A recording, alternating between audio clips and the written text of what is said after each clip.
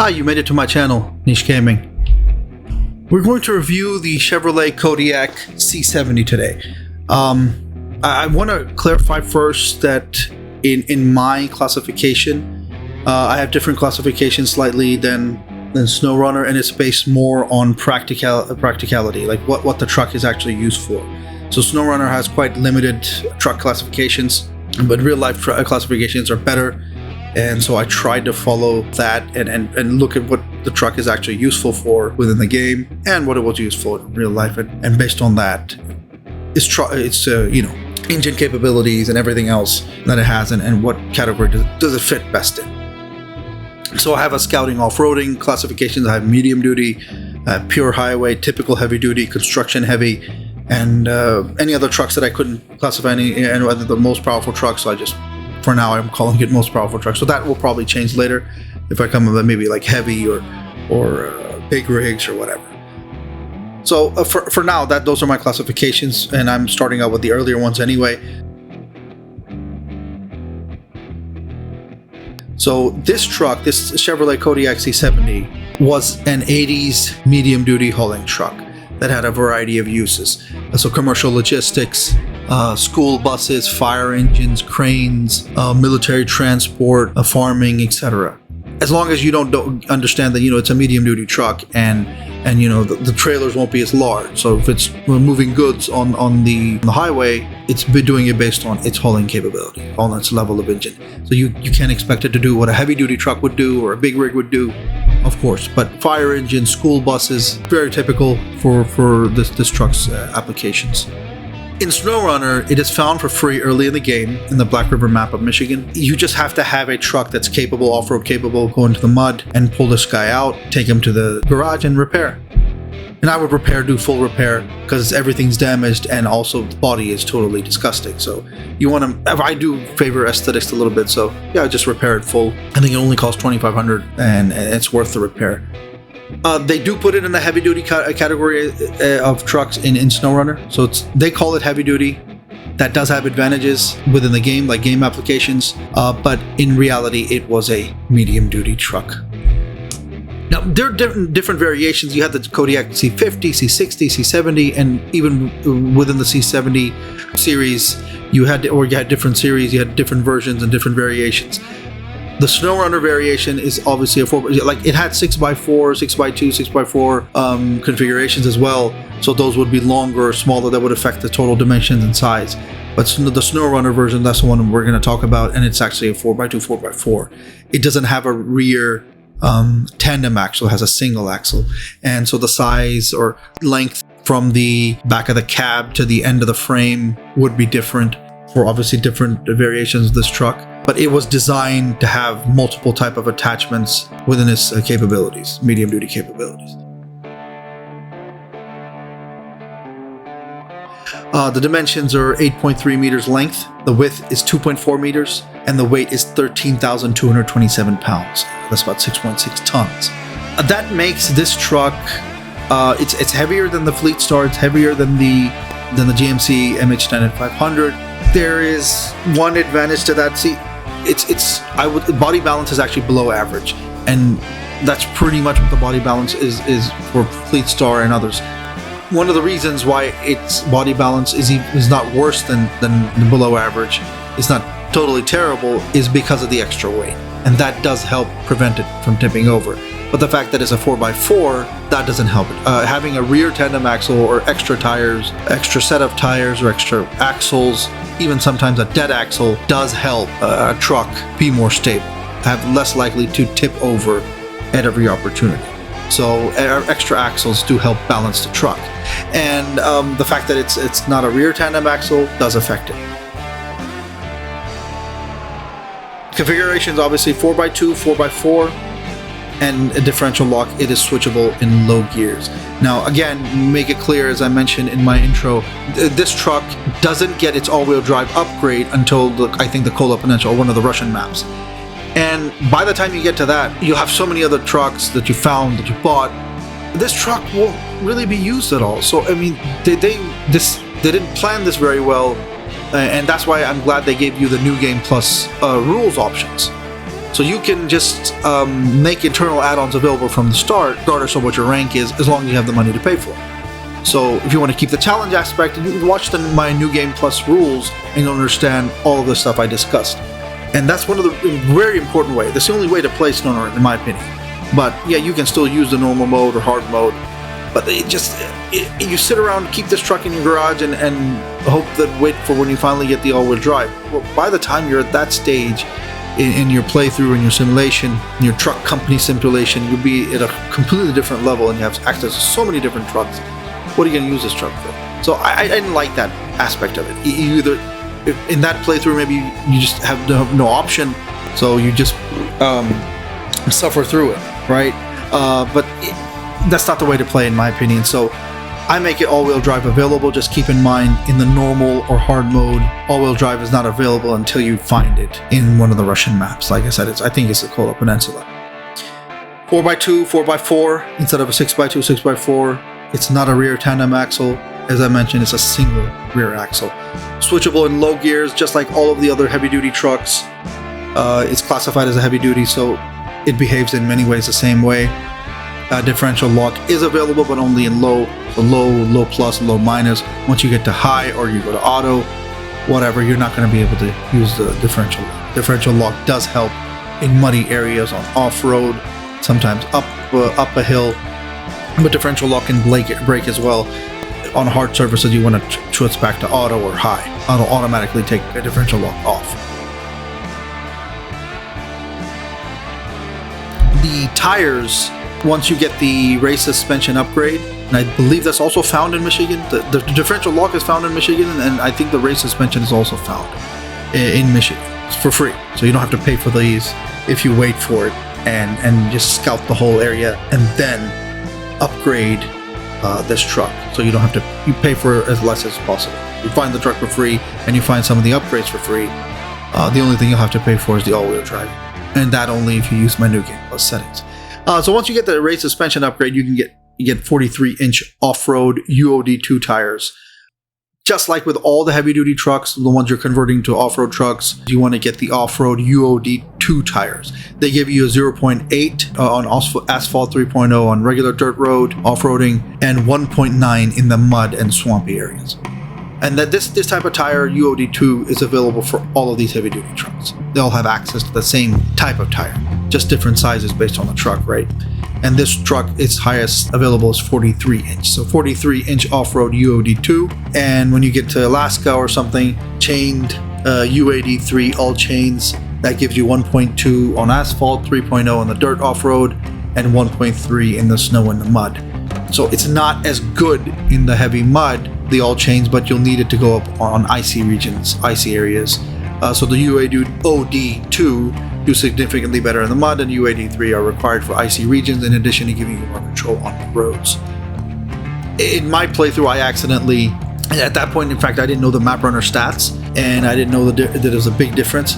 Keep in mind that if you do UOD1 or UOD3 off-road tires, they won't give you that same performance in the mud, and you might as well just stick with the all chains. But if you want to get the best performance in off-road in mud areas, I would go with a UOD2 in non-icy regions and switch to the all chains set when you get to icy regions like Alaska or the Russian maps. Or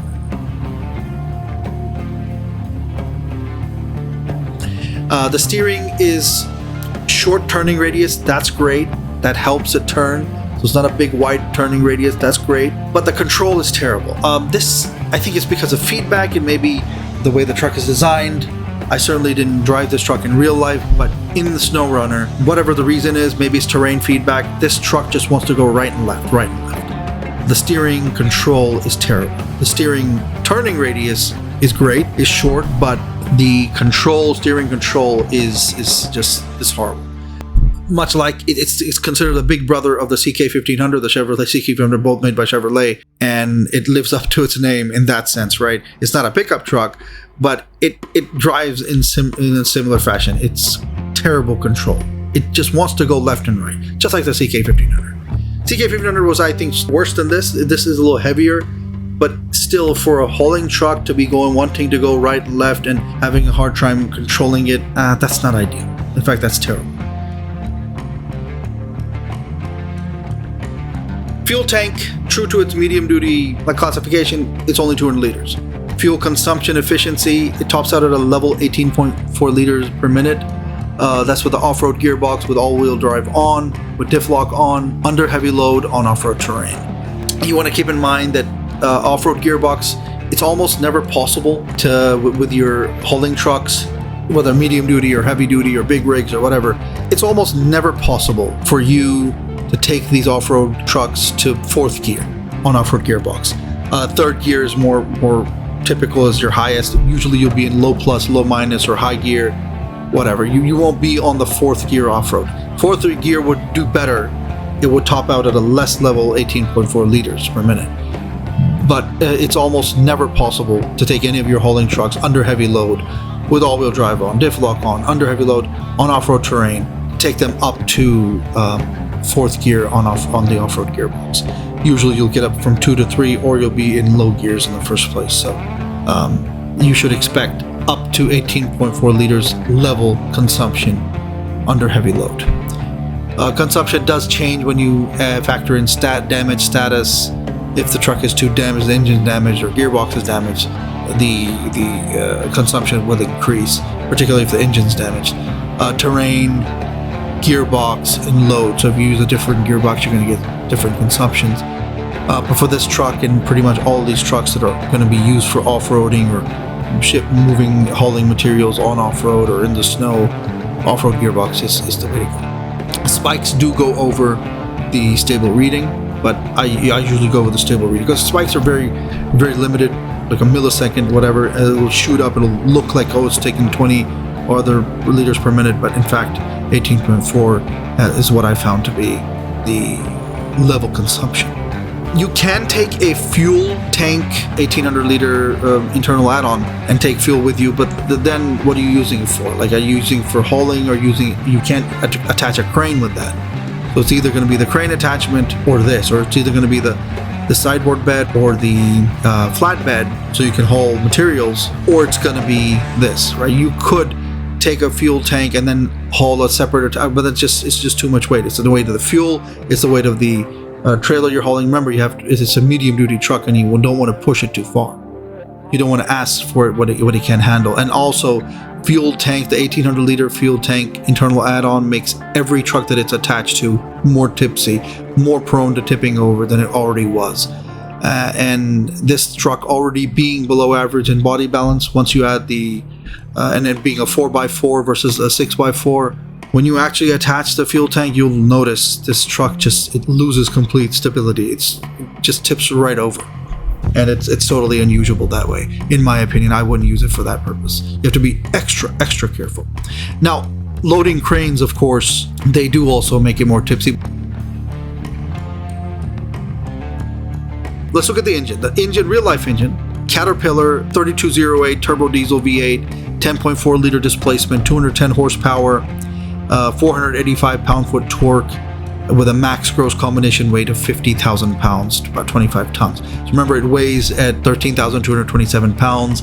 So all the weight, let's say a trailer is attached, all the weight on top of its low saddle, on top of its rear axle, and everything behind it. So the full trailer weight, everything, all the max gross combination weight maxes out to be 50,000. What it hauls on its trailer, on its tandem axle or rear axle, and all the weight behind it. That's in general the way all of this is measured for any truck, any hauling truck, is a max gross combination weight. You got to factor in its own weight. The engine has to carry that as well as whatever it's carrying. So full, and if it's attached another trailer on top of that, behind it, or winching other stuff, you have to factor that in. And that's what it can carry and handle in real life, up to 50,000 pounds, 25 tons. That's what the max engine available for this type of truck. The best upgrade you could find commercially with this type of truck when it was used back in the 80s. It still sells in the used market, or sometimes as an antique item, but in terms of actual practical usability, it's far less used now. There's obviously newer engines, new trucks, much more capable of these medium duty functions. The game engine is a SI-6V/2100. 7,500 mass map runner gives it, and 445,000 torque. That's only 10,000 less torque than the Fleet Star's best torque or best engine available, or I think it's 20,000. I think that's the Fleet Star's like 165,000 if I remember correctly.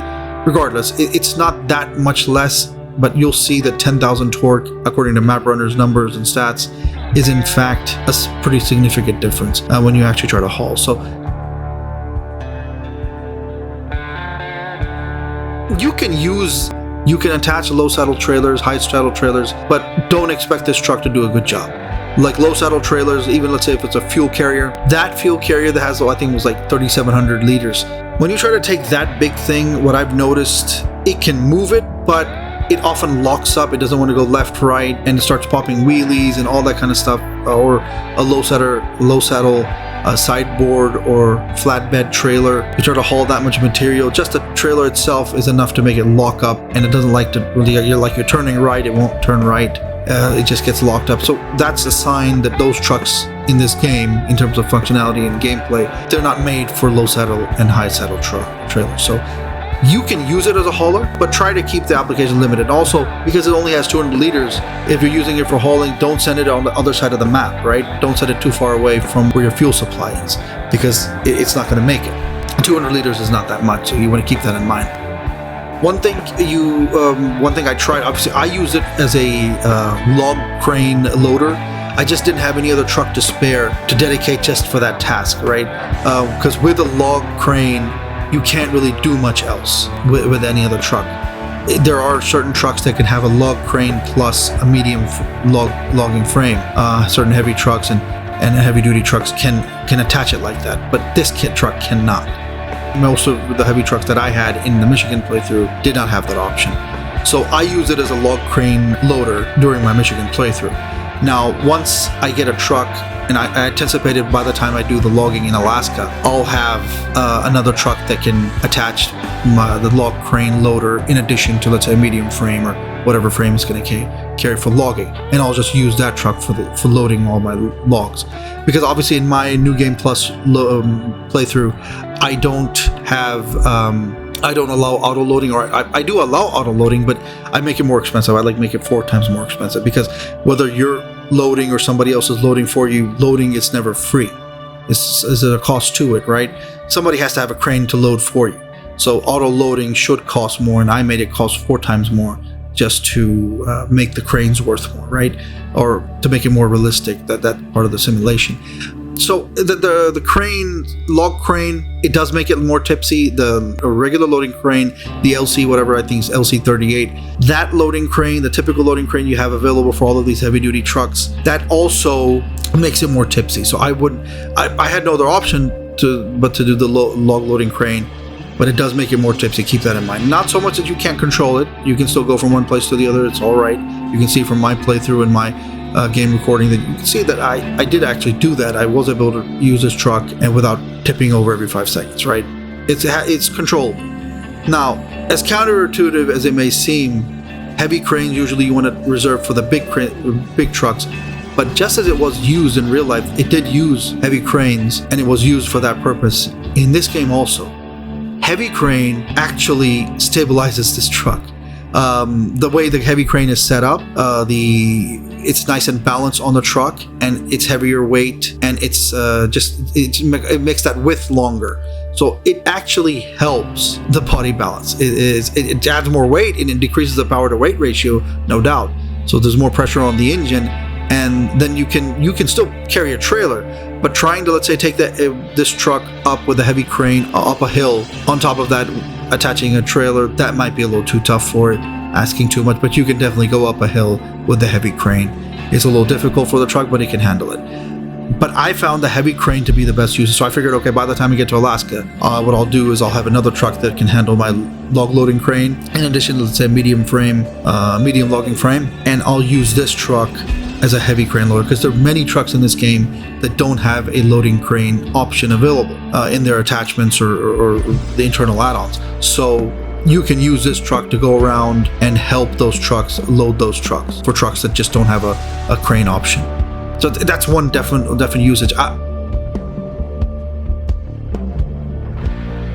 my verdict is, hey, don't sell it. I think this truck is usable if you know how to use it and if you use the new Game Plus rules. Otherwise, you might, in a hard mode, you might end up using it because you don't have any other options. It's one of the free trucks you get, and you have to be super conservative about your trucks and what you have and how to use them and how to conserve fuel and not buy anything and just take... Yeah, that's a horrible way to play the game, but you know, it is incredibly challenging the way they set up the hard mode in this game. So you can use it like that, but the way to use this truck and to really enjoy using this truck is, I think, in that way. Log loading crane is what you're probably going to use it for in Michigan, and then of course convert it to a heavy crane usage once you're done with Michigan. So that way you have a log loading crane on another one of the trucks, you have your logging set up in a different way, and use this truck to provide the heavy crane capabilities for a truck that doesn't have them, like the twin steer and so many other trucks that you're not going to be, and you're not going to get unlimited amount of loading cranes. Like I ended up in my Michigan playthrough, I got 2 loading crane LC attachments, right? And that's enough, right? You don't want to go crazy. Every truck has a loading crane, and you don't have like 2 or 3 trucks out there at a time that all are using that attachment. So while a truck is, let's say, sitting in Michigan, if you find another truck and it needs a loading crane, okay, you can unattach one. But it's nice to have a truck with a heavy crane. But again, all these medium duty applications, you never want to get crazy with. You have to remember, at the end of the day, the truck is not that capable. The engine has its limitations. So with this heavy crane, you're not going to be lifting trucks. You're not going to be lifting, you shouldn't be lifting trucks. It's not powerful enough. The truck is not heavy enough. It'll start popping wheelies. It's a 4x4 instead of 6x4. So you want to be careful about that. You don't want to go overboard and start trying to use this truck in a way that its engine is just not capable to handle. So whatever it can do, always remember this is a medium duty truck. It was in real life, and it is in this game. It's true to the right classification for this truck. It is a medium duty truck. Use it the way it's supposed to be used. So that's all I have. If you like my truck reviews, check out my other truck reviews. I think I try to do the most ultimate review after playthrough, understanding everything about the truck and using all of its every truck at its best. I don't think it's fair to compare the Kodiak C70 when you don't have all-wheel drive available and you're playing on normal game rules compared to another truck and say, you know, that truck was better. I don't know. How can you say that? You're not comparing it properly, right? Compare both trucks at their best and with all their add-ons available and that sort of thing, right? That's the right way to use this truck and all trucks, and the right way to play SnowRunner. So that's the way I review all my trucks. All of them, compare them at their best and try to use them and see how it goes and how much you enjoy it. You get simulation aspect, all that stuff, challenge and fun, get a good balance of that. And just let me know in your comments what you guys think and how you like my truck reviews. Give me a like, share, subscribe. That would be great. Thanks for watching.